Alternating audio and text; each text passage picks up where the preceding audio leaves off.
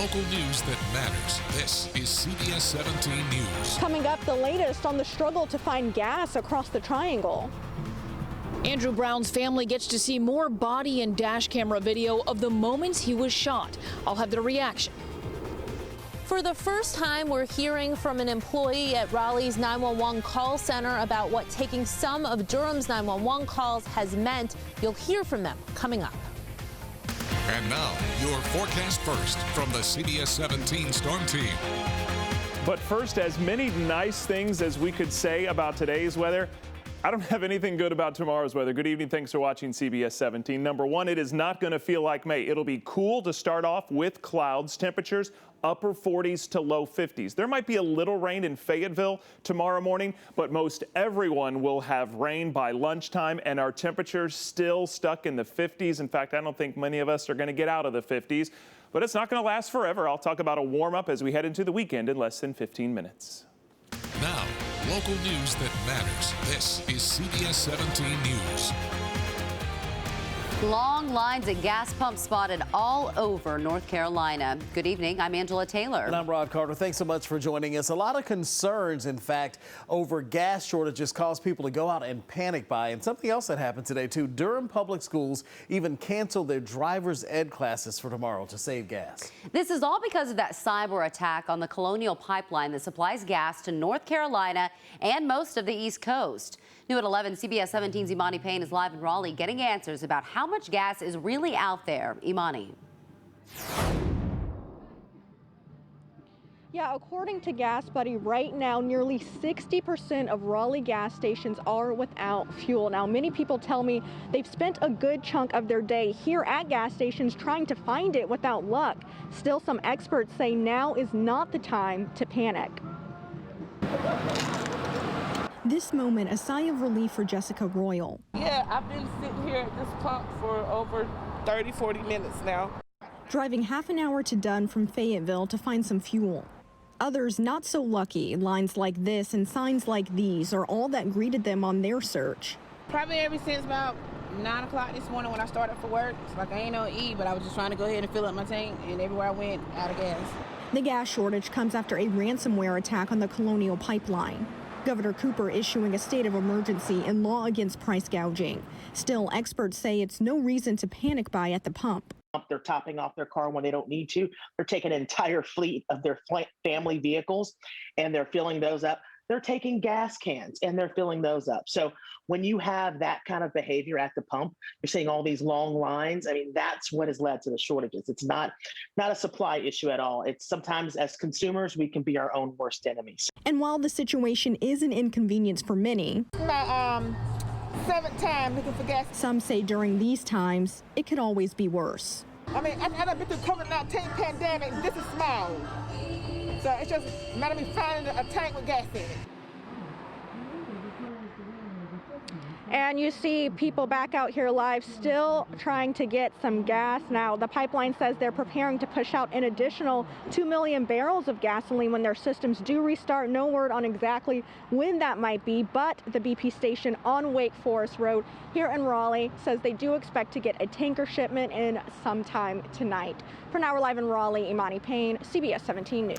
All right, Imani, thank you. So what exactly caused the shutdown that's affecting so many people? A criminal-based group in Eastern Europe called Dark Side has taken credit for this attack. Every day, the Colonial Pipeline sends billions of gallons of gas, heating oil, diesel, and jet fuel to its terminal in Greensboro. That's where North Carolina gets most of our fuel. Dark Side claims it just wants to make money without causing problems for society. A former hacker for the CIA says he expects Colonial to pay the ransom in a few days. The fact that Colonial shut down the entire pipeline means one thing and one thing only. The attackers had total control. Today, truckers were hitching up and heading southeast from the fuel terminal in Selma, telling us they're headed to Wilmington to load up on fuel coming into the port. New at 11, a part of the Colonial Pipeline here in North Carolina has restarted under manual control. The line is operating from Greensboro to Woodbine, Maryland. Greensboro has a large fuel terminal with the pipeline branching off from there to serve eastern North Carolina. While the main pipeline is down, the company is working to deliver about 41 million gallons of gas by tanker truck to the Charlotte and Greensboro areas. 911 operators in Raleigh helping the city of Durham pick up the slack for months. Now an employee at the Raleigh 911 call center wants you to hear their story. CBS 17's Amy Cutler has been investigating shortages at the Durham call center since December. Only on CBS 17 tonight, she is live in Raleigh with much more on what that employee had to say. Amy. Yeah, Rod, that employee is frustrated and concerned. They say they've spoken with coworkers and managers. Nothing has changed. Now, we are not identifying that employee and have altered their voice because they still work at this center. When you call 911, seconds matter, and that's why the call takers and dispatchers at the Raleigh 911 Center are trained to determine your location in Wake County first. It's so they can get first responders on their way to you. When they answer calls for Durham, the same mapping programs don't work.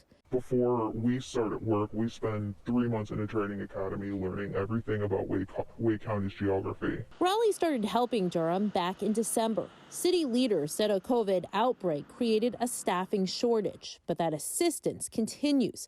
Saturday night, Durham had no call takers.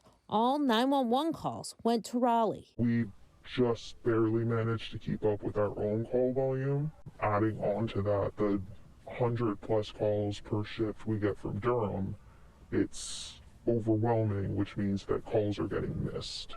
The employee tells me they call people back as quickly as they can. One such incident happened on New Year's Eve.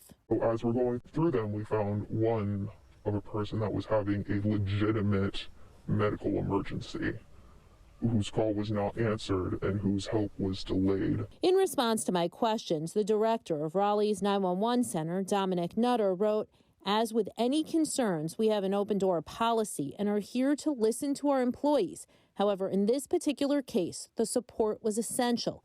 He tells me his center is handling about 9% of Durham's 911 calls. They make up less than 5% of Raleigh's call volume. That employee tells me that they were given just 1 hour's notice that they would be taking all of Durham's 911 calls Saturday night. That employee is concerned if this continues, people will leave. Live in Raleigh, I should say. Amy Cutler, CBS 17. All right, Amy, thank you. If there's something you want CBS 17 to investigate, let us know about that. Call the number there on your screen, or you can send us an email at newstips@cbs17.com. My father did not deserve to die at all. He did not deserve to get killed in any way, shape, or form.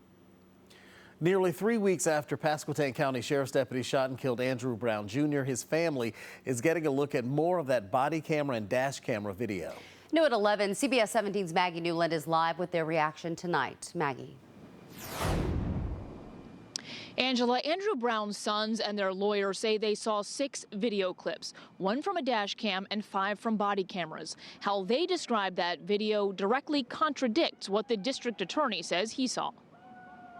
At all times, his hands were visible. Chance Lynch, a lawyer for Andrew Brown's family, says body and dash camera video shows Brown in his car, possibly on the phone, when Pasquotank County deputies arrive yelling commands. When the first shot fired, he was sitting in his car and then he began to back up. At no time did we see him go towards a sheriff deputy. That's very different than what District Attorney Andrew Womble said he saw in the videos. He spoke in court late last month. Movement of the car is forward.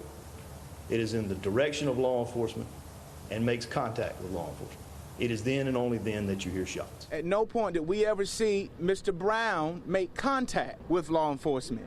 We were able to see where they possibly reached out to make contact to him. As he turned to the left to go across his yard, a second shot was fired. Lynch says Brown accelerated and drove across the yard. What we saw were police officers standing on the pavement unloading their weapons. Brown ultimately lost control of the car and crashed into a tree. An autopsy ordered by the family showed he was shot 4 times in the arm and once in the back of the head. My father did not deserve to die at all. He did not deserve to get killed. In any way, shape, or form, he did not pose any threat at all. Come court, there's no way that this could be justified. There's no way possible. Now, out of about 2 hours of body and dash camera video, the family was allowed to see less than 20 minutes, and the officers' faces were blurred in the video they saw. We have no way of seeing the video at this point because a judge ruled that it cannot be released to the media or the public right now. 3 Pasquotank County Sheriff's deputies do remain on leave. They are the ones that the sheriff said fired their guns. Reporting live, Maggie Newland, CBS 17 News. Maggie, thank you. And Brown Jr.'s case is prompting a new push to change the state laws dealing with who gets to see body camera footage and when. The law would change so that family members of someone killed or injured by law enforcement would be able to see body cam or dash cam video within 5 business days. Anyone watching that video would have to sign a confidentiality agreement and could be charged for violating it. Right now, the only way anyone can see these videos is to go to court and get a judge's permission to release them. We worked on that with the Black Legislative Caucus as well as Conference of DAs and the Sheriff's Association. Many of the recommendations in that change actually came from the Sheriff's Association and law enforcement in ways that it would make it easier for them. In a very limited way, it does respond to the needs of the family, but it certainly doesn't go far enough in terms of changing access. Governor Cooper has called for these videos to be considered public records, not just in the case of families getting access to them. The Senate is expected to vote later this week. News tonight, more than 7.6 million COVID-19 vaccines are now in the arms of people here in North Carolina. More than 50% of the adult population is at least partially vaccinated, and almost 45% now fully vaccinated. The FDA says the Pfizer vaccine is safe for children 12 and up. We now wait for the CDC's stamp of approval, which is expected tomorrow. A Kaiser Foundation study found about 30% of parents plan to vaccinate their children right away. About the same percentage say they want to wait and see until more people get it. Caleb Chung was one of the first kids under 16 to get the COVID vaccine as part of the Duke vaccine trial. His father, a pediatrician, says he understands the concern. He says he had mild side effects after the shot. I just believe strongly in science, and I believe that these vaccines will be safe and effective and a great way to help us get back to normal. The earliest we could see widespread vaccination in children would be Thursday.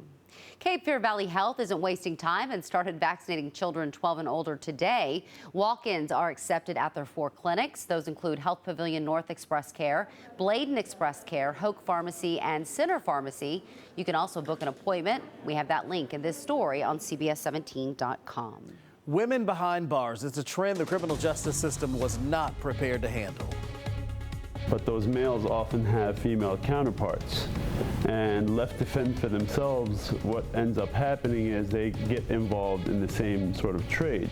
Coming up next, I'm digging deeper into what needs to be done to help women behind bars, plus the story of how one woman is using her nearly 20 years in prison to help others transition back into society. And temperatures outside right now are in the 50s, and usually we don't care what's happening outside at 11 because we're inside. But these numbers are conveniently also our daytime highs tomorrow. A big change tomorrow, and it comes with wet weather. I'll walk you through the whole day hour by hour and tell you when to expect that rain right after this.